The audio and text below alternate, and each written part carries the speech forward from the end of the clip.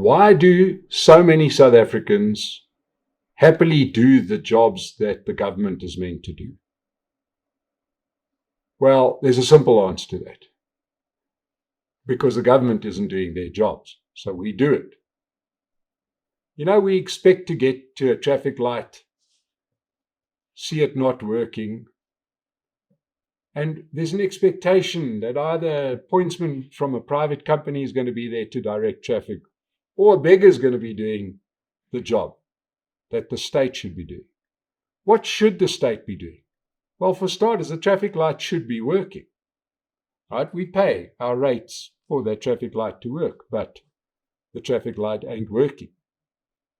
We then should expect to see a metro policeman because we pay our rates, and that's what the metro police is there to do, to unclog those intersections that are blocked because the street light isn't working. But no, we've grown accustomed to seeing somebody else doing the job of government. We use private security in our homes. We all know why. For starters, the police can't keep crime rates down. And secondly, if you have to phone the cops, they may not have a vehicle that could get to your house in time. This isn't like the movies where you can phone 911 and somebody comes. This is South Africa. So instead of expecting the police to do their jobs, we hire private security. We've lived through load shedding, where the government couldn't provide electricity. So we made a plan. We put up solar panels, bought generators. We know that the rail network won't work because there's no trains, no tracks. So we put stuff on trucks, destroy the roads. Why? Because government can't do what it's meant to do. Government failure. We've got used to it. We're starting to dig for boreholes so that we can get our own water because municipality can't provide water. At very least, we'll buy a JoJo tank, keep the water just in case for when the water goes out, not if, it's when. Government failure again.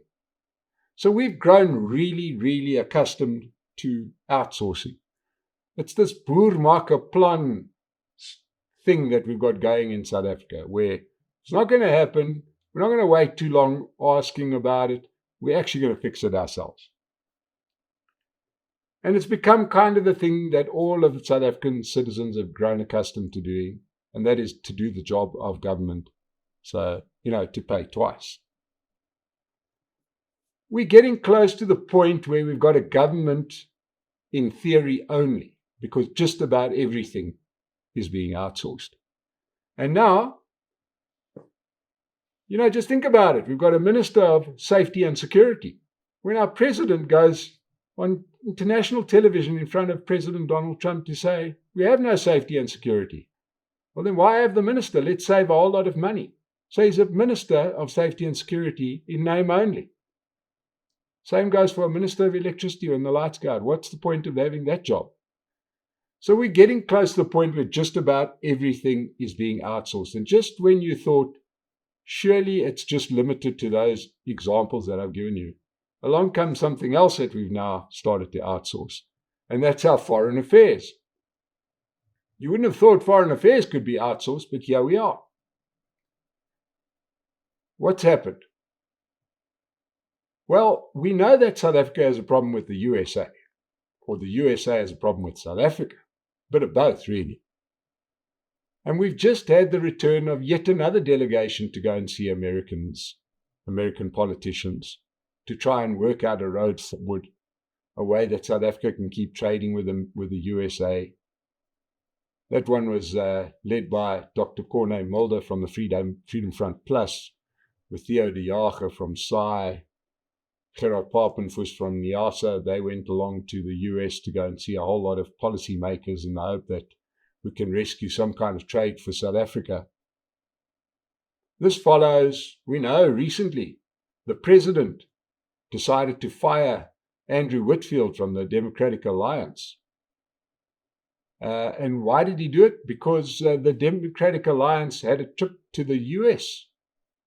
And the president, of course, didn't respond to the request for travel, and that's the reason given for firing Andrew Whitfield. But that's not the point. The point is, why is the DA going there in the first place? This follows hot on the heels of AfriForum. We know, well publicized, going to the US to speak to US policymakers. What are they doing? Well, what's really happening is that there's people in America that you can go and speak to about improving the situation for South Africa, trade deals, etc. And nobody in government is doing it. So this is yet another thing that's been outsourced.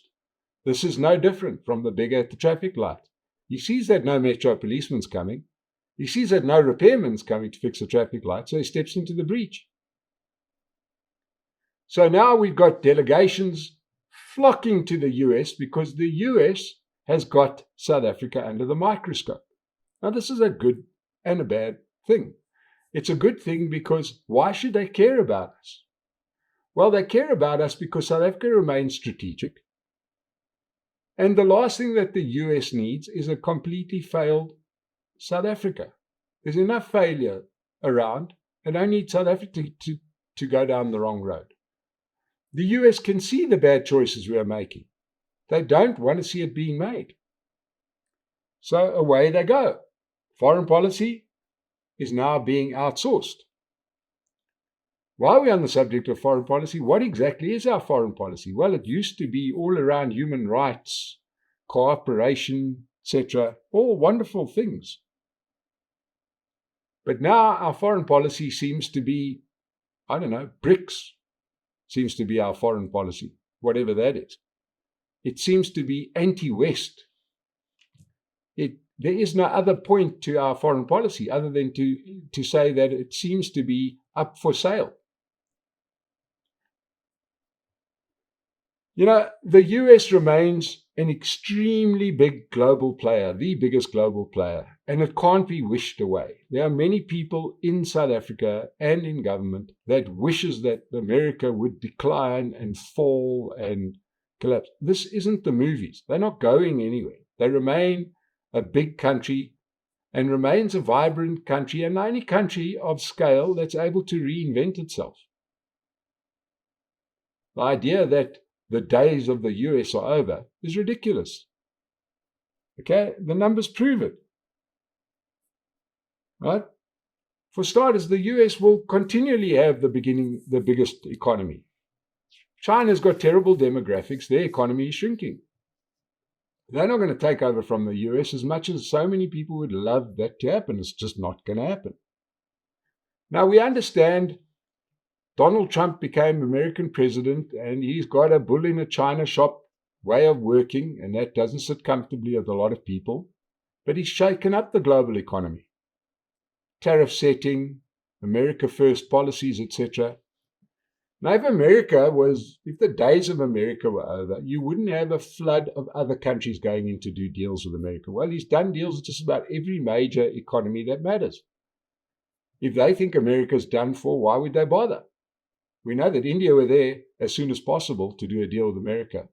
China's been doing a deal. Europe's done a deal. But just about only South Africa is the notable absentee. Everybody else is there doing deals. And does America remain important? It's not just their economy. We understand that they remain militarily strong, no matter what people think. But they also give out a lot of assistance. And in the past, they haven't got a lot back for that assistance. Let's take some of the assistance that they've given South Africa. PEPFAR funding. This was the initiative started by George W. Bush, where he funded our AIDS program in South Africa. 2003 that started. Now, in those 20-odd years, millions of South African lives have been saved. I think we've forgotten just how bad the AIDS pandemic was, where we lost about 500,000 South Africans. It's the only time, if you look at population growth of South Africa, it's the only time that the number actually drops. Millions of lives, because now it would have lasted much longer and it would have compounded. Millions of lives were saved, and it cost the US taxpayer billions of dollars. What did we do in return? Well, we did military maneuvers with Russia and China. Not too much thanking of America. So now that funding's been withdrawn. Do you think we're going to see funding from China for our AIDS treatment? No, it's going to have to come out of our own money. Where's that money going to come from? Well, I don't see our cabinet ministers cutting their perks. So the money's going to come from programs for the poor. But we didn't say thank you to America. We also were part of the AGOA deal, which gave us free access to the American economy and created hundreds of thousands of jobs in South Africa. And it was $22 billion annual trade with America. Did we thank America? No. We decided, even though we're thousands of miles away, not to try and impress upon other countries that are a little closer, maybe the Arab countries, Saudi Arabia, United Arab Emirates, whatever. We were going to be the ones to take Israel to the International Court of Justice, knowing the politics and the dynamics of that particular scenario. It's another way we thanked America for all of that trade. Now, we are about to get hit by tariffs in the US because we have failed to negotiate a deal. America has sent messages back with all of these groups that they have bothered to pitch up in America to see about creating better trade relations. And America have got 4 conditions that South Africa must comply with so before they can do a deal with South Africa. Number 1, they said make farm killings a priority crime.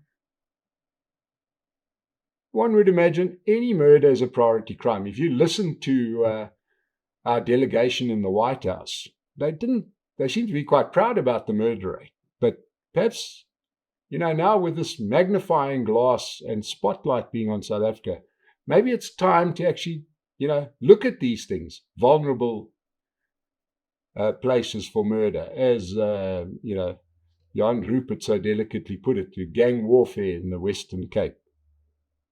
Stop it. You've got a job to do. We spend billions of rand every year funding our police. Go and do your job. Not that difficult. What's the next thing they want us to do? Ban Kill the Boer song. Well, President Ramaphosa did what he does. He said in the White House, oh no, he doesn't agree with singing of the song, and then came straight back and told the South African media that he does agree with singing of the song. Which one is it? It's a silly little thing, but do it. Third thing is they want to exempt American companies from BEE. This is a contentious issue. Right now, BEE is being discussed because as an economic idea, it's a disaster. We've seen that with the implementation of radical BEE that we've had over the last 15 years. Our economy has stopped growing and our unemployment has risen. Maybe that's a good lesson just in general, that bad policies are not good policies just because you like them, which because you wish them to work. They don't necessarily work. And their last condition, their fourth one, is that they said there should be market compensation for expropriation. Every country has expropriation laws. You can't run a country without having a law that allows for expropriation. You need to build highways, dams, etc. And private property sometimes might get in the way of a project that is for the greater good. Then pay people what it's worth. Don't say in the public interest we might pay you naught, because that values all property at naught. And it makes people wonder what public interest means. So those are the 4 conditions that the Americans want. We can answer them. We can tell them to go to hell. That's up to us. There is a pot of gold at the end of that rainbow. If we choose to comply, we'll get a lot of trade from the US. If we choose to tell them to go to hell, well, let's hope that our other friends, our new friends, Iran, Russia, etc., are going to spend a lot of money in the South African economy. But we are going to have a terrible moment in South Africa where American companies will close. We get a lot of American products in South Africa, and it might just be easier to close down that production plant here and instead have that toothpaste come into South Africa by the container load rather than producing it locally. Jobs gone, not just the jobs of the people making that toothpaste, but all the stuff that goes into making of that toothpaste. More deindustrialization of South Africa. That's what we've got to look for. Now, our government and, with the help of the media, seem to hate the fact that some of those delegations that went to the US are Afrikaners. What they hate about that the most is that the Afrikaners don't wait for other people to do their work. They do it themselves. And this absolutely makes the comrades mad because they like citizens that sit back and wait for the government to do their work for them. They don't want citizens that get up and make stuff happen. And the Afrikaners get up and make stuff happen. And it drives our politicians absolutely mad. But I think that what we've got to start doing in South Africa is our government has got to take our foreign policy a lot more serious than they are. Understand that America, whatever you think of it, is a big prize. It's a big economy that could put South Africa on a better economic track. Because I want to leave you with this thought. We may be debating whether we want to trade with America or not. Well, some of our neighbors have already made that decision. Delegations from Angola, Democratic Republic of Congo, even Zimbabwe have gone to America to say, trade with us. South Africa may cease to be their gateway to Africa, and it may be our neighbors that steal our lunch. If we think it can't happen, history is full of examples of countries that fell asleep at the wheel, big, formerly successful countries that became backwater. South Africa's got a choice to make. It's an economic question, not a political question. And let's just hope we make the right choices. Thank you so much for joining us on the weekly update. Support Pace Car Rental and support the State of the Nation by subscribing to the channel. We'll see you again next week on the weekly update.